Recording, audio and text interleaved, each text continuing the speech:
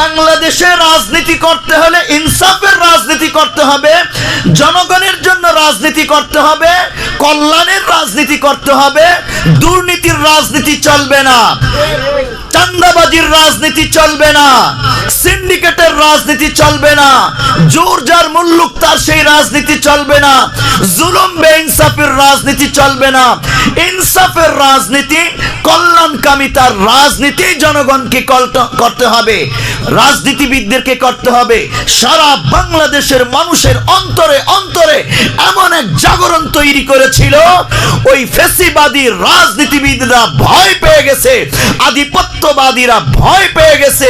এই ছেলেটাকে এখনই মেরে ফেলতে হবে, এটা বেঁচে থাকলে ভবিষ্যতে রাজনীতির গতিপথ যেমন পাল্টে দেবে, বাংলাদেশের রাষ্ট্রীয় নীতিমালার গতিপথকেও সে পাল্টে দিয়ে ইনসাফের দিকে ধাবিত করবে। ফলশ্রুতিতে আমরা মুরলি করতে পারবো না, ঠিক কিনা বলেন?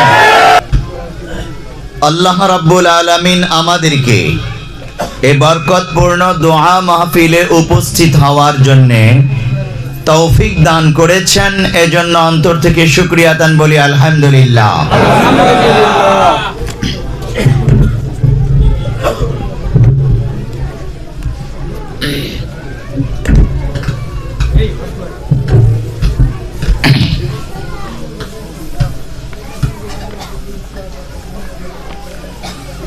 মানবতা ফাউন্ডেশন এর সভাপতিত্ব করছেন হযরত মাওলানা মুফতি মুসলিম উদ্দিন সাহেব। একটু আগে তিনি কিছু আলোচনা করেছেন। বিশেষ আলোচক হিসেবে আপনাদেরকে আলোচনা শুনিয়েছেন অত্র এলাকার কর্মবীর, সারদাগঞ্জের কৃতি সন্তান হযরত মাওলানা সাইফুল ইসলাম পাঠান সাহেব। আরো আলোচনা করেছেন হযরত মাওলানা আব্দুল আলিম ফরিদি সাহেব। উপস্থিত হয়েছিলেন কিছুক্ষণ পূর্বে বাইতুস সুজুদ জামে মসজিদ ডিবিএল মসজিদের সম্মানিত ইমাম ও খতিব হযরতুল আল্লাম মাওলানা আব্দুল কাদের শিমুলি সাহেব।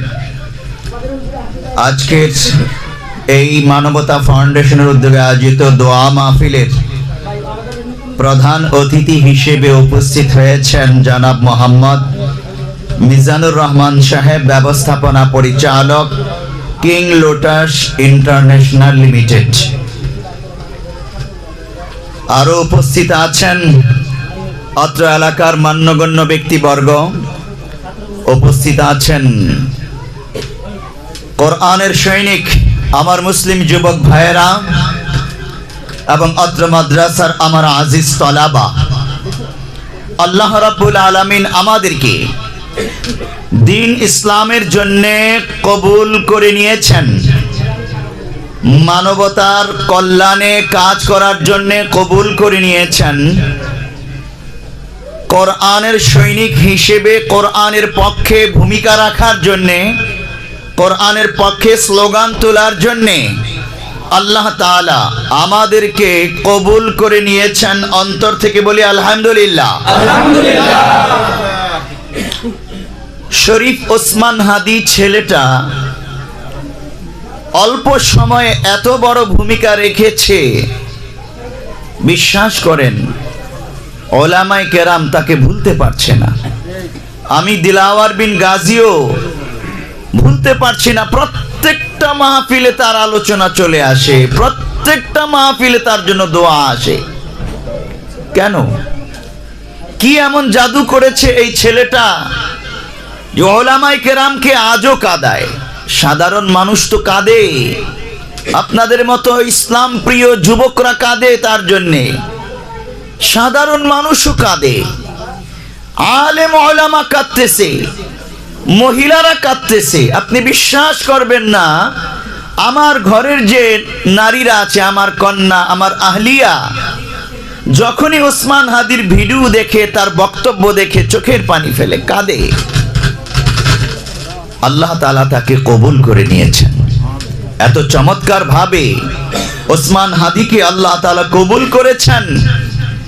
তার কিছু ভূমিকা দেশের জন্য, ইসলামের জন্য, ইনসাফের জন্য সেই যেই কাজ করে গেছে, এটা আল্লাহ তাআলা এত ব্যাপকভাবে কবুল করেছেন, মানুষের হৃদয়ের রাজ্যে ওসমান হাদি এখন রাজত্ব করছে। আমরা যারা এখানে বসা আছি, আমরা মুসলিম যুবকরা যারা বসা আছি, আমরাও আমাদের জীবনকে ঠিক এমন ভাবে গঠন করতে চাই, আমরা মানবতার কল্যাণে ঠিক এমন ভাবে কাজ করতে চাই, আমরা ইসলামের জন্য এবং ইনসাফের জন্য হাজারো বাতিলের মোকাবেলায় গুলির মুখে এমন ভূমিকা পালন করতে চাই যে আমার মাধ্যমে আল্লাহ তাআলা ইসলামকে, ইনসাফকে আল্লাহর এই জমিনে বিজয়ী করবে। যে অল্প কয়েকদিন মেহনত করেছে, কয়েক মাস মাত্র, ওসমান হাদিকে বাংলাদেশের মানুষ চিনে মাত্র কয়েক মাস। এই মাত্র কয়েক মাসে সে তার জীবনটাকে যেভাবে লিড করেছে, পরিচালনা করেছে ইনসাফের পক্ষে, আল্লাহ তাআলা এত খুশি হয়েছেন, এত খুশি হয়েছেন। আল্লাহ তাআলা এই যুবককে শহীদ হিসেবে কবুল করে নিয়ে তার ইনসাফের আওয়াজ আজ মানুষের কণ্ঠে কণ্ঠে, বাচ্চাদের কণ্ঠে কণ্ঠে উচ্চকিত করে দিয়েছেন। আল্লাহ তাআলা আমাদেরকেও যেন শহীদ ওসমান হাদির মতো কবুল করে নেন, বলি আমিন। দেখেন, এই ছেলেটা ইসলামের কাজ করতে করতে, দেশের কাজ করতে করতে, ইনসাফের জন্য কাজ করতে করতে সে এমন গ্রহণযোগ্যতা অর্জন করেছে, আল্লাহ তাআলা তার মৃত্যুটা দিয়েছে শুক্রবার। শুক্রবার যে রাত আছে, এই রাতে সে মৃত্যুবরণ করেছে। এক শুক্রবার জুমার নামাজ পড়ে মসজিদ থেকে বের হয়েছে, গুলি খেয়েছে। একটা বড় ইবাদত সম্পাদন করে সে যখন রিক্সা দিয়ে বা অটো রিক্সা দিয়ে যাচ্ছিল, এই সময় সে গুলি খেয়েছে। কেন গুলি খাইছে আমরা সবাই জানি। ফেসিবাদ, আধিপত্যবাদীরা তার ইনসাফের কণ্ঠস্বরকে ভয় পেয়েছে যে এই ছেলেটা যেইভাবে ভূমিকা রাখতেছে, অদূর ভবিষ্যতে বাংলাদেশের রাজনীতির গতিপথকে পাল্টে দেবে। ওই যা খুশি তা রাজনীতি বাংলাদেশে চলবে না। বাংলাদেশে রাজনীতি করতে হলে ইনসাফের রাজনীতি করতে হবে, জনগণের জন্য রাজনীতি করতে হবে, কল্যাণের রাজনীতি করতে হবে। দুর্নীতির রাজনীতি চলবে না, চাঁদাবাজির রাজনীতি চলবে না, সিন্ডিকেটের রাজনীতি চলবে না, জোর যার মুল্লুক তার সেই রাজনীতি চলবে না, জুলুম বেইনসাফের রাজনীতি চলবে না। ইনসাফের রাজনীতি, কল্যাণকামিতার রাজনীতি জনগণকে করতে হবে, রাজনীতিবিদদেরকে করতে হবে। সারা বাংলাদেশের মানুষের অন্তরে অন্তরে এমন এক জাগরণ তৈরি করেছিল, ওই ফেসিবাদী রাজনীতিবিদরা ভয় পেয়ে গেছে, আধিপত্যবাদীরা ভয় পেয়ে গেছে। এই ছেলেটাকে এখনই মেরে ফেলতে হবে, এটা বেঁচে থাকলে ভবিষ্যতে রাজনীতির গতিপথ যেমন পাল্টে দেবে, বাংলাদেশের রাষ্ট্রীয় নীতিমালার গতিপথকেও সে পাল্টে দিয়ে ইনসাফের দিকে ধাবিত করবে। ফলশ্রুতিতে আমরা মুরলি করতে পারবো না, ঠিক কিনা বলেন? এই ভয়ের কারণে ভারতীয় আধিপত্যবাদীরা, বাংলাদেশের ফেসিবাদীরা, তথা কথিত জুলুম তন্ত্রে পরিচালিত রাজনীতিবিদরা সম্মিলিতভাবে ওসমান হাদির বিপক্ষে দাঁড়িয়ে তাকে এই জমিন থেকে সরিয়ে দিয়েছে। আমরা সুস্পষ্ট কণ্ঠেই বলতে চাই, ওসমান হাদির মতো একজন ব্যক্তিকে জমিন থেকে সরিয়ে দেওয়া যায়, কিন্তু তার ইনসাফের কণ্ঠস্বরকে কখনোই সরিয়ে দেওয়া সম্ভব না। তোমরা জালেমরা হাজারো চেষ্টা করলেও যুবকদের অন্তর থেকে ওসমান হাদি যে ইনসাফের আওয়াজ তুলেছে, এটা কেড়ে নিতে পারবে না, পারবে না। আজ অবস্থা এমন দাঁড়িয়েছে, তারা বলতে বাধ্য হচ্ছে জীবিত ওসমান হাদির চেয়ে মৃত ওসমান হাদি অনেক বেশি শক্তিশালী হয়ে গেছে, ঠিক কিনা? এই আপনারা যারা বসা আছেন, আপনাদের অন্তরে ওসমান হাদির মহব্বত আছে না?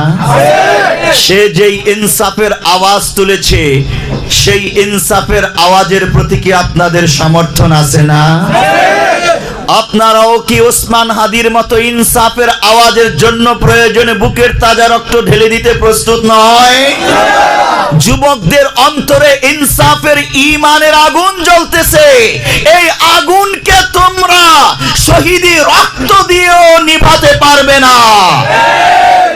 ইনশাআল্লাহ বাংলার লক্ষ কোটি যুবক, ইসলামী যুবক, তাওহীদি যুবক আজ প্রস্তুত হয়ে গেছে যে বাংলাদেশের রাজনীতির গতিপথকে তারা পাল্টাবে ইনসাফের পক্ষে।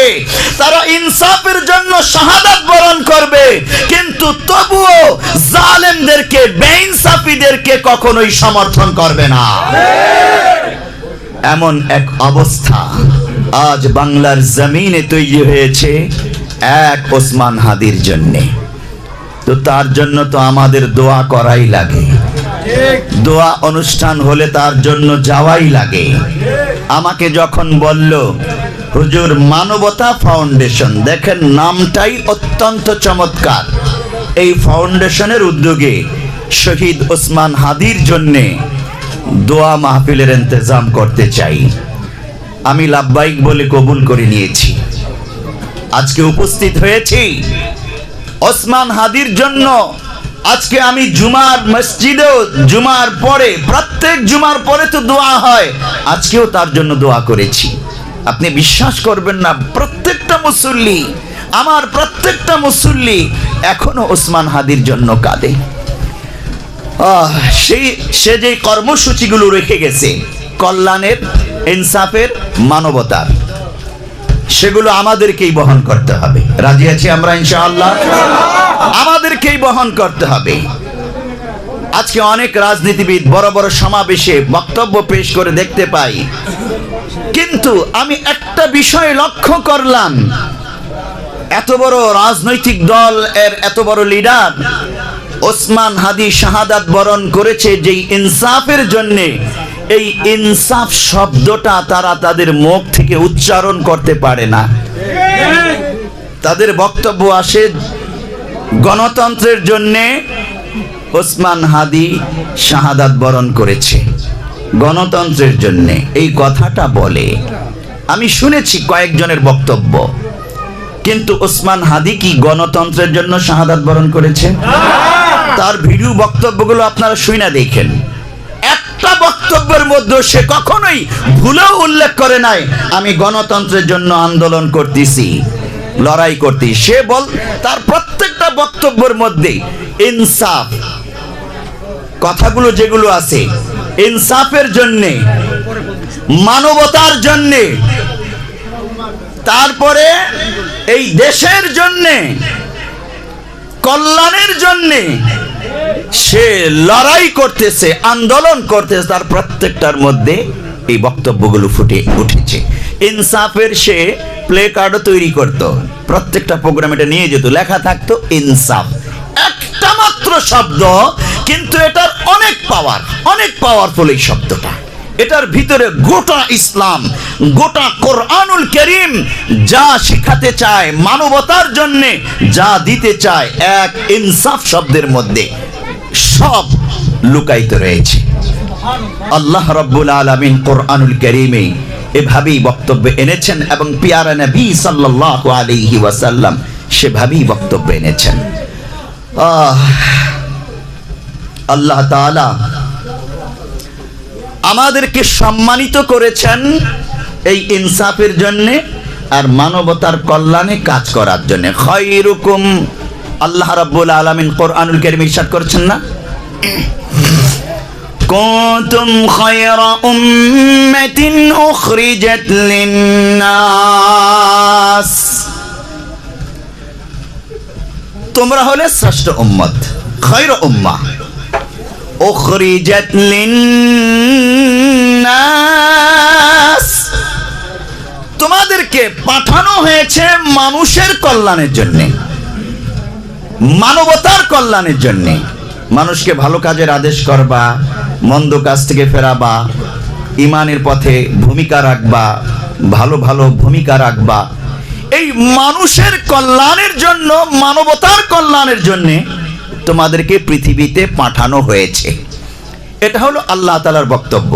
আর যারা এই কর্মসূচি পালন করতে পারবে তারাই সম্মানিত। ওয়ালাকাদ কাররামনা বানি আদম وحملناهم في البر والبحر ورزقناهم من الطيبات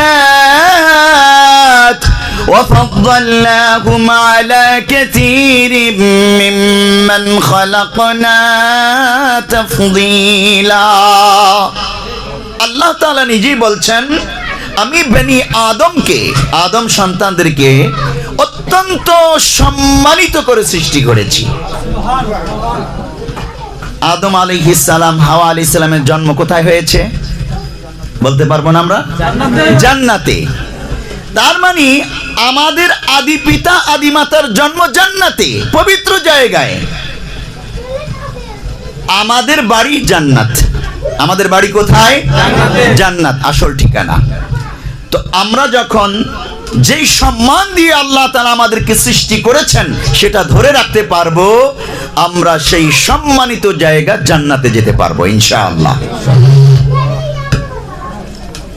প্যারা নবী সাল্লাল্লাহু আলাইহি ওয়াসাল্লাম হাদিসে ইরশাদ করছেন, তাবারানী শরীফের হাদিস, আল্লাহর নবী বলছেন 5787 নম্বর হাদিস, প্যারা নবী বলছেন, খায়রুন নাসি আনফাউকুম লিন্নাস।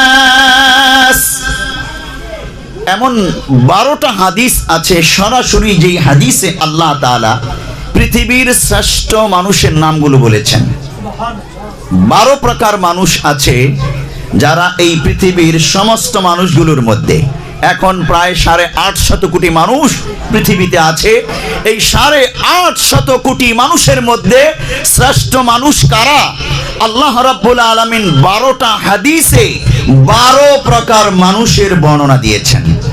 তার মধ্যে এই একটা প্রকারের কথা বললাম, খায়রুন নাসি আনফাউকুম লিন্নাস। মানুষের মধ্যে শ্রেষ্ঠ মানুষ হলো ওই ব্যক্তি, আনফাউকুম লিন্নাস, যেই ব্যক্তি মানুষের জন্য উপকারী, কল্যাণকর, নিরাপদ। আমি আবারও বলছি, আল্লাহ নবী বলছেন, খায়রুন নাসি আনফাউকুম লিন্নাস। মানুষের মধ্যে, পৃথিবীর সমস্ত মানুষের মধ্যে শ্রেষ্ঠ মানুষকে ওই ব্যক্তি, আনফাউকুম লিন্নাস, যেই ব্যক্তি অপরাপর মানুষের জন্য অধিক কল্যাণকর, উপকারী, অধিক নিরাপদ। আজকে আমরা যারা এই হাদিসটা শুনলাম, আমরা মহান রবের কাছে তৌফিক কামনা করব এবং প্রতিজ্ঞা করব, আয় আল্লাহ, তোমার নবীর বর্ণনা করা এই শ্রেষ্ঠ মানুষ যেন আমি হতে পারি। বলি আমিন। আমি আনফাউহুম লিন্নাস হব, অপরাপর সমস্ত মানুষের জন্য উপকারী হব, কল্যাণকর হব। পারবো ইনশাআল্লাহ। ওসমান হাদি, শহীদ ওসমান হাদি ঠিক এই রকম হতে চেয়েছেন। তার প্রত্যেকটা কর্মকাণ্ড, কথাবার্তা, মানুষের সাথে যেই হাসি দিয়ে কথা বলতো, মধুর হাসি, নিষ্পাপ হাসি।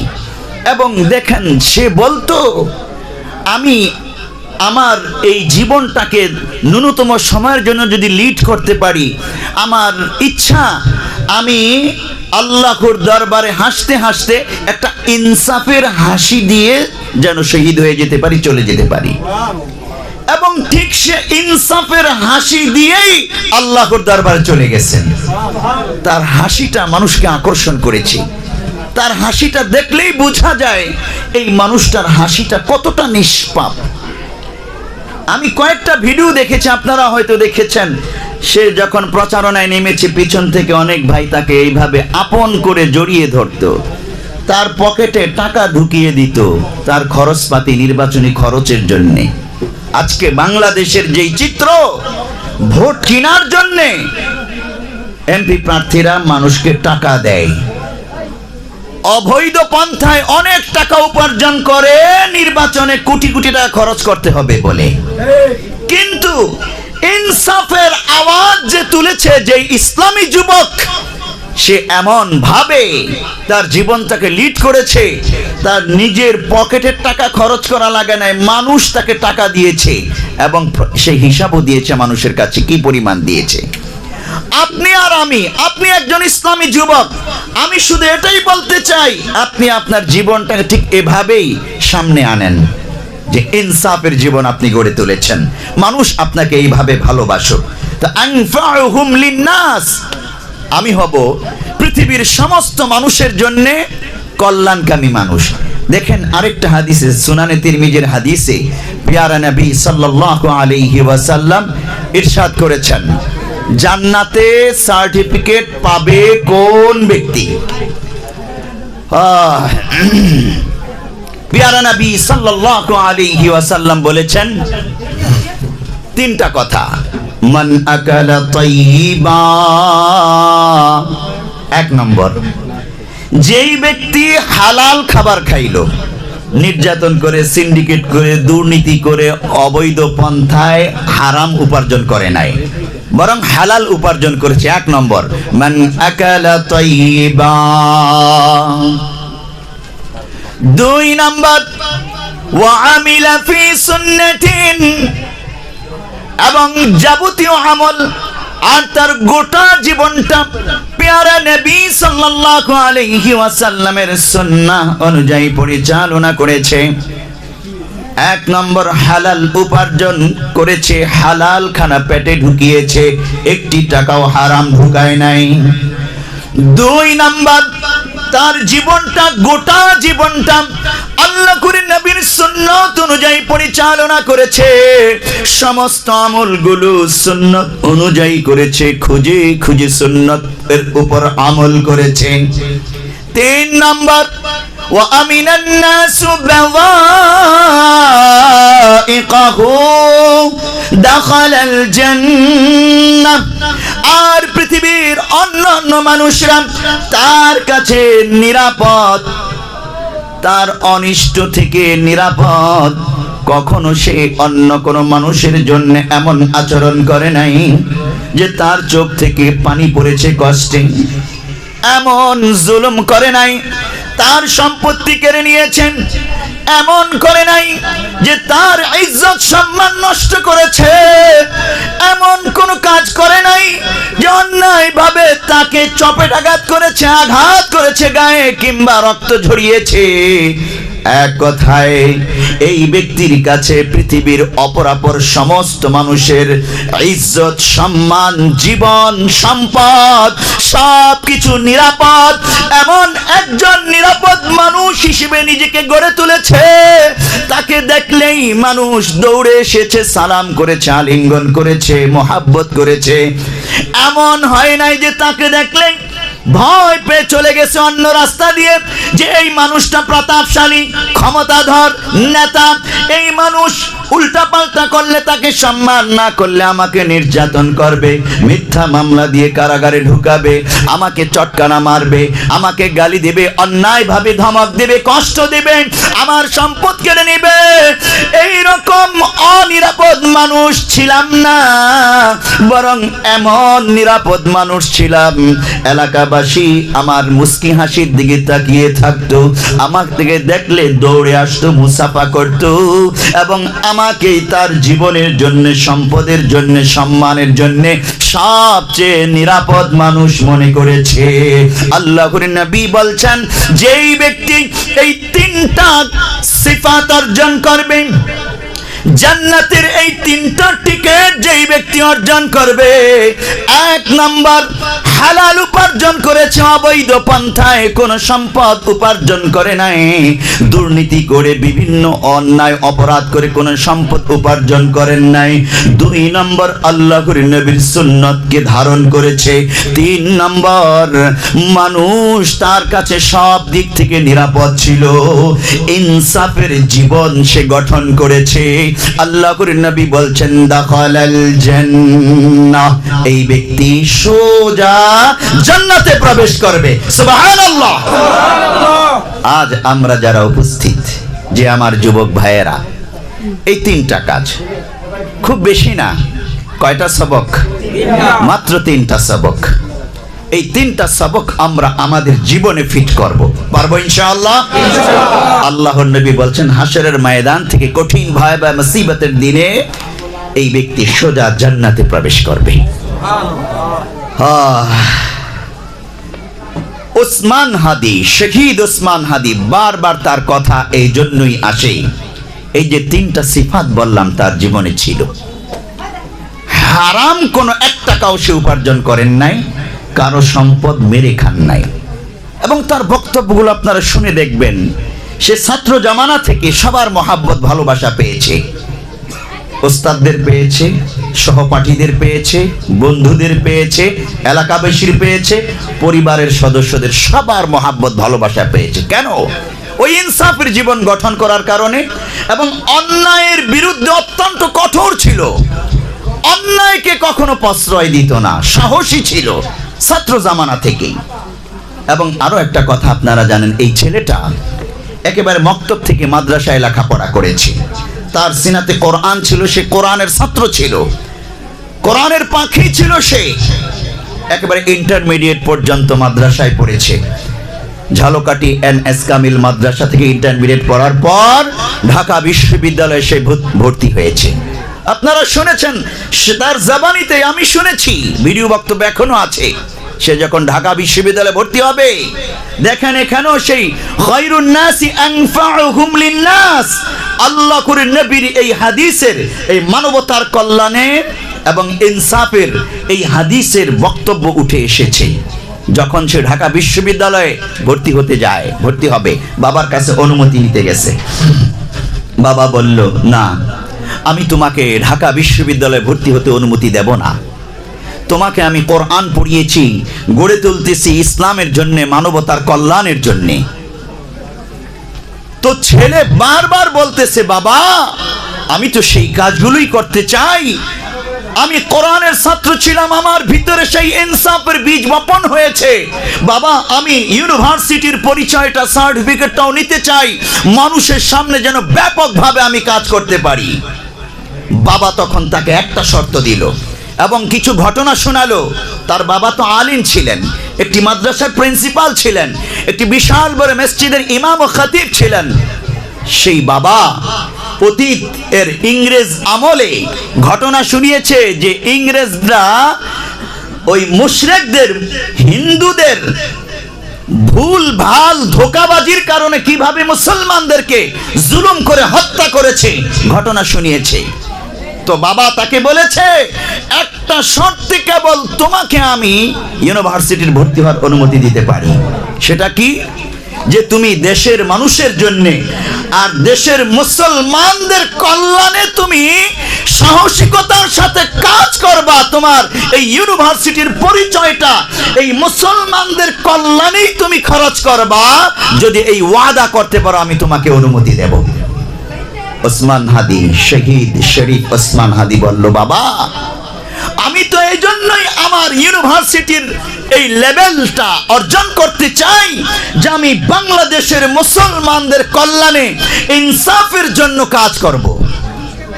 বাবা হাসি মুখে তাকে অনুমতি দেয়, ইউনিভার্সিটিতে ভর্তি হয়, সফলতার সাথে পড়াশোনা শেষ করে পরবর্তীতে আরেকটা ইউনিভার্সিটির শিক্ষক হয়। জুলাই যোদ্ধা হিসেবে রামপুরা কঠিন যে ময়দান, সেখানে সে আন্দোলন করে রাজপথে থেকে। পরবর্তীতে ইনকিলাব মঞ্চ গঠন করে কালচারাল ফেসিবাদীদের বিরুদ্ধে সে কালচারাল ইনসাফের কালচারাল সেন্টার গঠন করে। এবং এমন কিছু যুবক, আমি তার কর্মসূচিগুলো আগে নজর দেই নাই, তার এত বক্তব্য আমি আগে শুনি না এত আগ্রহ ভরে। শাহাদাত বরণ করার পর যেটা তার খুঁটিয়ে খুঁটিয়ে তার কর্মসূচিগুলো কি, ইনকিলাব মঞ্চের কাজকর্ম কি, সে কি কি কাজ করতে চেয়েছিল, যুবকদের নিয়ে তার পরিকল্পনা কি ছিল, এগুলো যখন আমি দেখলাম, অধ্যয়ন করলাম, একের পর এক সামনে আসলো, আমি বিস্ময়ে হতভম্ব হয়ে গেলাম। এক ওসমান হাদি মাত্র 33 বছরের একজন যুবক, তার মাথাতে এত নিখুঁত পরিকল্পনা, এত চমৎকার কর্মসূচিগুলো কি করে আসলো, যা 60 বছর ধরে রাজনীতি করতেছে বড় বড় রাজনীতিবিদদের মাথায়ও আসে নাই। তার মাথায় কি করে চলে আসলো? আমি হতভম্ব হয়ে গেলাম। আল্লাহ তাআলা তাকে এত একটা চমৎকার ব্রেন দিয়েছিলেন, পরিপক্ক এক মেধা দিয়েছিলেন। ওই মেধার কারণে সে এই চমৎকার পরিকল্পনাগুলো, কর্মসূচিগুলো হাতে নিয়েছে। আমি দৃঢ়তার সাথেই বিশ্বাস করেছি এই ছেলেটা যদি অন্তত 5টি বছর বেঁচে থাকতো, আমার বিশ্বাস বাংলাদেশের চেহারা পাল্টে যাইত। এমন এক বিস্ময়কর পরিকল্পনা সে হাতে নিয়েছে, যেগুলো আল্লাহর নবী সাল্লাল্লাহু আলাইহি ওয়াসাল্লাম সেই আইয়ামে জাহিলিয়া, আজ থেকে 1450 বছর পূর্বে আল্লাহর নবী সেই ভয়াবহ জাহিলি জামানায় যেই পরিকল্পনাগুলো নিয়ে সফলতা অর্জন করেছেন, এবং উলামায়ে কেরাম যুগ যুগ ধরে যেই পরিকল্পনার কথাগুলো, ইনসাফের কথাগুলো, মানবতার কল্যাণের কথাগুলো, দেশ গঠনের কথাগুলো বলে আসতেছেন, যুবকদেরকে তৈরি করতেছেন মানব সম্পদ হিসেবে উলামায়ে কেরাম।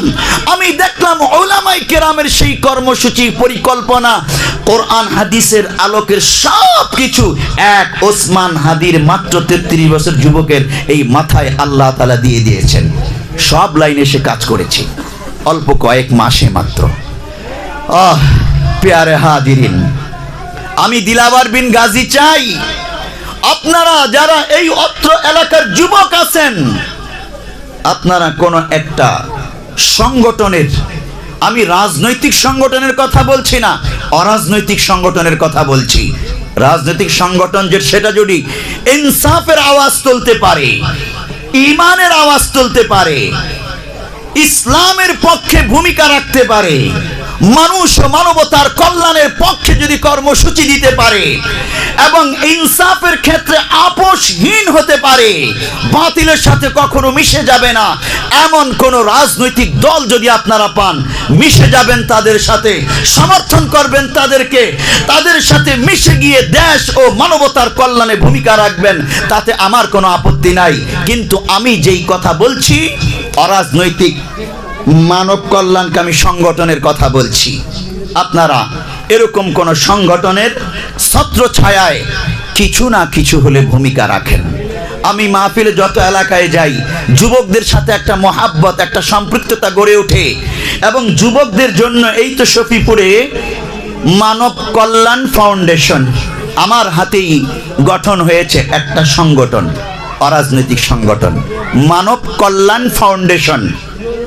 সেই সংগঠনের নাম, প্রতি বছর মাহফিল হয়, কর্মসূচি হয়, আমাকে আবার সেগুলো দেখায়, তারা কত টাকা খরচ করেছে কোন খাতে পুঙ্খানুপুঙ্খানু দেখায়, আমার স্বাক্ষর নেয়, এরপরে তাদের কর্মসূচিগুলো আমার নজরে থাকে, করতেছে আলহামদুলিল্লাহ। আরো একটা সংগঠন, সেটাও ওই কালিয়াকুর উপজেলার সংগঠন, সেখানে মাদ্রাসার ছাত্ররা, শফিপুরের মানব কল্যাণ ফাউন্ডেশন, আপনাদের মতো যুবক, এলাকার কলেজ ইউনিভার্সিটির যে যুবকরা আছে, এরা মিলে এটা গঠন করেছে, সেখানে শ্রমিক যুবকরাও অন্তর্ভুক্ত আছে। আর কালিয়াকুরের সংগঠনটা সরাসরি মাদ্রাসার ছাত্র, যারা বড় বড় ছাত্র ফারেগ হয়েছে অথবা হয় নাই, তারা এটাকে গঠন করেছে এবং পরিচালনা করতেছে, তারাও পরামর্শ নিয়ে চলে।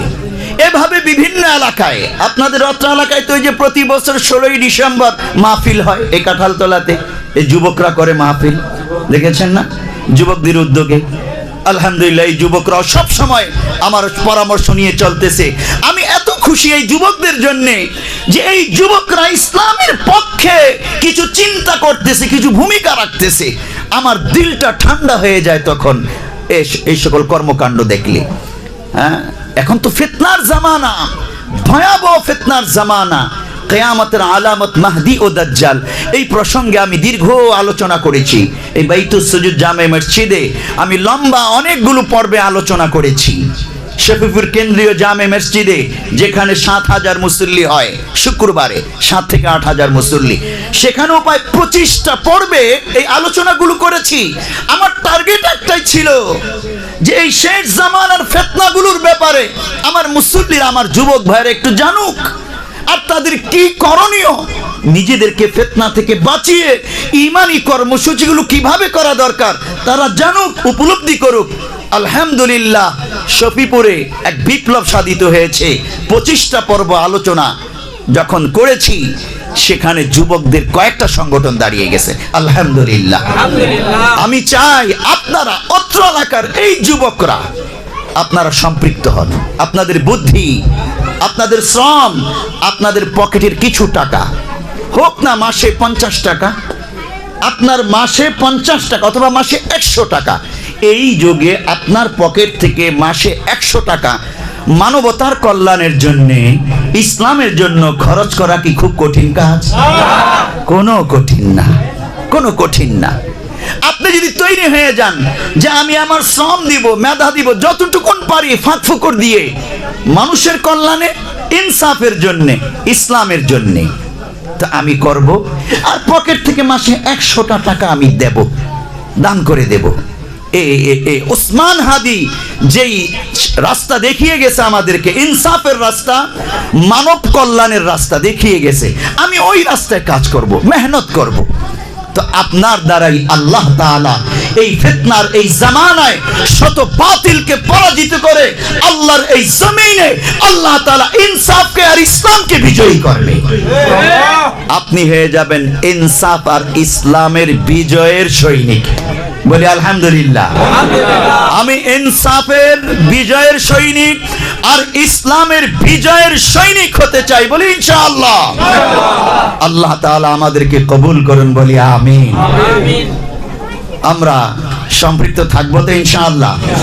আমাকে আপনাদের এই হযরতুল আল্লাহ মুফতি মুসলিম উদ্দিন সাহেব, তিনি তো এই মানবতা ফাউন্ডেশনের সভাপতি, আমাকে ফরম দেখিয়েছে যে হুজুরে যে আমাদের ফরম, আমি দেখেছি ফরমটা, শর্তাবলী দেখেছি, কিছু বিষয় দেখেছি আমি সেখানে। তো যা আছে আলহামদুলিল্লাহ যথেষ্ট ভালো লিখেছে ফরমটার মধ্যে। তো আপনারা সেই ফরমটা পূরণ করে সদস্য হয়ে যাবেন। আজকে পারলে আজকে হবেন, আগামী পারলে আগামীকাল, 1 সপ্তাহ পরে হলে 1 সপ্তাহ পরে, যখনই আপনি সময় সুযোগ পাবেন। আপনাদের কাছেই তো এই মাদ্রাসাটা আছে, এটা যেহেতু এটার অফিস, হেড অফিস হিসেবে এই ফাউন্ডেশনের কাজ করে, তো সেভাবে আপনারা এটার সাথে সম্পৃক্ত থাকবেন। আপনার মাসে 100 টাকা আল্লাহর জন্যে আর এই মানবতার কল্যাণের জন্যে খরচ হবে।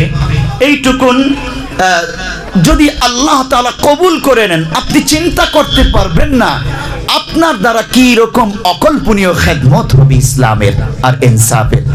এই ফরমটা আমি দেখেছি, এই ফরমটা আপনারা চেষ্টা করবেন এটা আপনারা পূরণ করার জন্য, সদস্য হয়ে যাওয়ার জন্যে। এটা কোনো রাজনৈতিক সংগঠন নয়, এটা অরাজনৈতিক, মানবতার জন্যে মানবতা ফাউন্ডেশন নামটাই দেওয়া হয়েছে। যেহেতু আপনাদের সভাপতি সাহেব বলেছেন অত্র এলাকার যুবকরা আমার আলোচনায় উদ্বুদ্ধ হয়ে কিছু ভাই মিলে পবিত্র জায়গা মসজিদে বসে এই সংগঠনটা গঠন করেছেন, উদ্যোগ নিয়েছেন। আলহামদুলিল্লাহ, এটার বরকত আমি দেখতে পাচ্ছি। 9 জন থেকে এখন আজকে 185 জন সদস্য হয়ে গেছে, এবং আমি আশা করছি অদূর ভবিষ্যতে এটার সদস্য সংখ্যা 1000 হয়ে যাবে ইনশাআল্লাহ। 1000 সদস্য ইনশাআল্লাহ হয়ে যাবে।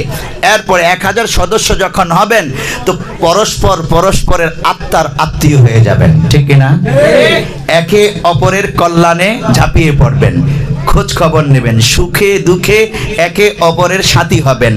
ইসলামের জন্য, মানবতার কল্যাণের জন্য এলাকায় যদি একটু হাঁটাও লাগে একাত্রে, আপনারা যদি 1000 মানুষ একাত্রে হাঁটেন, এমনি হাঁটলে একটা মিছিল হয়ে যাবে।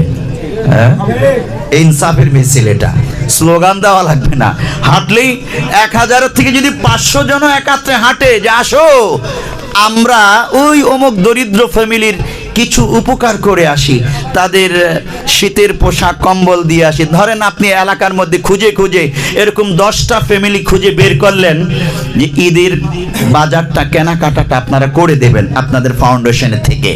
তো আপনি 500 যুবক একাত্রে খুশি খুশি আমরা সবাই যাব, গিয়ে দিয়ে আসলেন। কত ভালো লাগবে আপনি কল্পনা করতে পারবেন না। শীতের সময় কম্বল দিবেন, মনে করেন আপনার 50টা ফ্যামিলিকে, আপনি দেখবেন কি ভালো লাগে, কি খুশি, কি মজা লাগে। কেউ অসুস্থ হয়েছে, আল্লাহর নবীর হাদিস, বুখারী শরীফের হাদিস, পেয়ারা নবী বলছেন আতঈমুল জাইআ ওয়াউদুল মারিদা ওয়া ফুকুল আনি। কয়টা কথা বলেছেন? 3টা কথা। 3টা কথা বলেছেন মানবতার কল্যাণে আমরা যেন এগুলো করি। সাহাবীদেরকে আদেশ করেছেন এবং আমাদেরকে আদেশ করেছেন আল্লাহর নবী। 1 নম্বর কি? আতঈমুল জাইআ, ক্ষুধার্তকে খানা খাওয়াও। খুঁজে খুঁজে ক্ষুধার্ত আছে, তার পেটের মধ্যে খাবারের পৌঁছার ব্যবস্থা করে দাও। আমাকে আল্লাহ তাআলা 1 টাকার সামর্থ্য দিয়েছেন, আমি 1 টাকাই দেই। 100 জনের 1 টাকা মিলে 100 টাকা হয়ে যাবে, একটা পরিবারের কয়েকটা লোকের খাবারের ব্যবস্থা হয়ে যাবে এক বেলা। দ্বিতীয়, আল্লাহ নবী বলছেন ওয়াউদুল মারিদা, অসুস্থ রোগীর সেবা করো, এগিয়ে যাও তাদের সেবায়। ডিজিটাল এই জাহিলিয়ার যুগে পাশের ফ্ল্যাটে অসুস্থ কাতরাচ্ছে, তাকে নেবার মতো কেউ নাই। হাসপাতালে নিয়ে চিকিৎসা করবে কেউ নাই, তার সেবা করার কেউ নাই। আল্লাহর নবী আপনাকে আমাকে বলছেন তুমি যাও, তার সেবায় এগিয়ে যাও, হাসপাতালে নিয়ে যাও। টাকা নাই তার, তুমি খরচ করো। একা পারো না, সম্মিলিত ভাবে করো। আর সম্মিলিত করার জন্য একটা নেতৃত্ব দরকার, একটা সংগঠন দরকার, গোছালো সংগঠন। এই মানবতা কল্যাণ ফাউন্ডেশন, এই মানবতা ফাউন্ডেশন হলো গোছালো সেই সংগঠন। 3 নম্বর, আল্লাহ নবী বলছেন ওয়াফুকুল আনি, নিরপরাধ মুসলিম বন্দী যারা আছে, বন্দী, তারা টাকা পয়সার অভাবে মুক্ত হতে পারছে না, কিংবা তদবির করার লোকের অভাবে তারা মুক্তি লাভ করতে পারতেছে না। আপনার সংগঠন এবং আপনারা 50 জন, 500 জন, 1000 জন দাঁড়িয়ে যান না যে নিরপরাধ এই আলেম কারাগারে গেছে, নিরপরাধ এই মুসল্লি ইমানদার কারাগারে গেছে, আমরা তাকে মুক্ত করে আনবই। আপনি সম্মিলিত প্রচেষ্টা চালান, টাকা পয়সা দিয়ে মামলা থেকে খালাস করে বের করে আনেন। তো এগুলো আল্লাহর নবী বলছেন একজন ইমানদারের কর্মসূচি। এটা আপনার আমার কর্মসূচি নির্ধারণ করে দিয়েছেন কে? রাসূলুল্লাহ সাল্লাল্লাহু আলাইহি ওয়াসাল্লাম সহিহ বুখারীর এই হাদিসে নির্ধারণ করে দিয়েছেন। আমি আর আপনি চেষ্টা করব। আমি দিলাবর বিন গাজী অসংখ্য সংগঠন করেছি, অসংখ্য সংগঠন আমার হাত দিয়ে হয়েছে, আলহামদুলিল্লাহ। এই জন্য আমি আল্লাহর দরবারে লাখো কোটি শুকরিয়া আদায় করি। কালিয়াকৈর উলামা পরিষদ বিশাল বড় সংগঠন, 9টা ইউনিয়ন ব্যাপী। আল্লাহ তাআলা ওই গোড়াপত্তন করার তৌফিক আমাকে দিয়েছেন। মৌচাক ইউনিয়ন উলামা পরিষদ, আল্লাহ তাআলা ওটার গোড়াপত্তন করার তৌফিক আমাকে দিয়েছেন। এই কাশিমপুরে 2013 খ্রিস্টাব্দে শাপলা চত্বরে ভয়ঙ্কর হত্যাকাণ্ডের পর যখন মানুষ কথা বলতে পারছিল না, সংগঠন দাঁড় করাতে দূরের কথা, কাশিমপুরের 6টা ওয়ার্ডকে কেন্দ্র করে এই ইউনিয়নে ওলামা পরিষদ, ইমাম পরিষদ গঠন আমার হাতেই হয়েছে, আলহামদুলিল্লাহ। এখনো আছে ওলামায়ে কেরাম ঐক্যবদ্ধ কাজ করতেছেন। আশুলিয়া থানা 5টা ইউনিয়ন কেন্দ্রিক বিশাল বড় এরিয়া, সেখানে এই গত বছর 1 বছর আগে উদ্যোগ নিয়ে আশুলিয়া থানা ওলামা পরিষদ গঠন হয়েছে, এই আমার হাতেই, আলহামদুলিল্লাহ। আমি কথাগুলো এই জন্যই বলছি যে আল্লাহ তাআলা কাজে লাগাইছেন, কিছুটা হলেও আমাকে কাজে লাগাইছেন। ওলামায়ে কেরাম সংগঠিত হয়ে যেই কাজগুলো করতেছেন মানবতার কল্যাণে, ইসলামের জন্য, যেটা আল্লাহ তাআলা চান, আল্লাহর নবী চান। এর বাহিরে ওলামায়ে কেরাম ছাড়া বিভিন্ন এলাকায় যুবকদের মাধ্যমে অসংখ্য সংগঠন গড়ে উঠেছে আলহামদুলিল্লাহ। ও ভাই, আপনার দ্বারা যদি একটা যুবক ভালো কাজের কর্মসূচিতে আসে, যে তার সময়টাকে হেলায় ধুলায় কাটাইতো, আউল ফাউল কাজে কাটাইতো, কনসার্ট আয়োজনে কাটাইতো, সে যদি এখন মাহফিলের ইন্তজামে তার সময়টা কাজে লাগায়, মানুষের দ্বারে দ্বারে যায় কিছু চাঁদা তুলে মাহফিল করার জন্যে, কোরআনের প্রোগ্রাম করার জন্যে, আপনি চিন্তা করেন এই যুবকটার দ্বারা আল্লাহ তাআলা কত বড় খেদমত দিচ্ছেন। হ্যাঁ, দুনিয়ার আউল ফাউল কাজে সময়টা না দিয়ে আপনি এরকম ভালো কাজে এক সকাল অথবা এক বিকাল একটু হাঁটেন না, আল্লাহ তাআলা আপনার দ্বারাই এই জমিনে ইসলামকে বিজয়ী করবে ইনশাআল্লাহ। আমার আলোচনা আর দীর্ঘায়িত করছি না। সর্বশেষ শহীদ ওসমান হাদির সৌভাগ্যের সম্পর্কে একটা হাদিস বলি, আলোচনা সমাপ্তি টানছি। সে শুক্রবারে গুলিবিদ্ধ হয়েছে, আরেক শুক্রবার রাতে ইন্তেকাল করেছে, আল্লাহর দরবারে চলে গেছে। আর প্যারা নবী সাল্লাল্লাহু আলাইহি ওয়াসাল্লাম হাদিসে বলছেন, মা মিন মুসলিমিন ইয়ামুতু ইয়ামাল জুমআতি আও লাইলাতাল জুমআতি ইল্লা ওয়াকাহুল্লাহু ফিতনাতাল কবর। সুনানে তিরমিজি হাদিস নম্বর 1074। এই হাদিসে আল্লাহর নবী বলেছেন, কোন ব্যক্তি যদি শুক্রবার দিবসে অথবা শুক্রবার রাতে ইন্তেকাল করে, আল্লাহ তাআলা তাকে কবরের আযাব থেকে সম্পূর্ণ নাজাত দিয়ে দেন। সুবহানাল্লাহ। ওসমান হাদি সেই সৌভাগ্যবান। 2 নম্বর হাদিস, সহিহ মুসলিমের হাদিস, প্যারা নবী বলছেন, মা মিন রাজুলিন মুসলিমিন ইয়ামুতু ফায়াকুমু আলা জানাজাতি 40 রাজুলা লা ইউশরিকুনা বিল্লাহি শাইআ ইল্লা শাফাআহুমুল্লাহু ফি। কোন ব্যক্তি ইন্তেকাল করার পর তার জানাজার নামাজে যদি 40 জন এমন পুরুষ উপস্থিত হয় যারা আল্লাহর সাথে কোনো কিছু শিরিক করে নাই, তাওহীদবাদী মুসলিম, তাওহীদের উপর অটল অবিচল ঈমানদার মুমিন ব্যক্তি তার জানাজায় উপস্থিত হয়েছে, আল্লাহর নবী বলছেন তাদের উপস্থিতিই ওই মৃত ব্যক্তির পক্ষে সুপারিশ হিসেবে আল্লাহ তাআলা কবুল করে নেবেন এবং তাকে জান্নাত দিয়ে দেবেন। শহীদ ওসমান হাদি, তার জানাজায় কত লোক শামিল হয়েছিল? লক্ষ লক্ষ, ক্যালকুলেশন করা সম্ভব না, লক্ষ লক্ষ। বাংলাদেশে শহীদ প্রেসিডেন্ট জিয়াউর রহমান এর জানাজার চেয়েও শহীদ ওসমান হাদির জানাজায় লোক সংখ্যা বেশি হয়েছে। এবং এরপরে আবার বেগম জিয়ার জানাজা হলো, তার জানাজা বাংলাদেশের ইতিহাসে সবচেয়ে বড় জানাজা, বেগম জিয়ার জানাজা। এবং এটার কারণও আছে, ওলামায়ে কেরামও তার জানাজায় শামিল হয়েছে। ইসলামের পক্ষে তার কণ্ঠ, বেগম জিয়ার কণ্ঠ অত্যন্ত উচ্চকোটি ছিল। আমরা দেখেছি 2013 খ্রিস্টাব্দে শাপলা চত্বরে যখন হত্যাকাণ্ড ঘটালো খুনি ফেসিবাদীরা, বেগম জিয়া সংসদে দাঁড়িয়ে একা লড়াই করেছেন ফেসিবাদীর বিরুদ্ধে। ওলামায়ে কেরামের পক্ষে শাপলা শহীদের রক্তের পক্ষে একা কণ্ঠ উচ্চকোটি করেছেন এই বেগম জিয়া।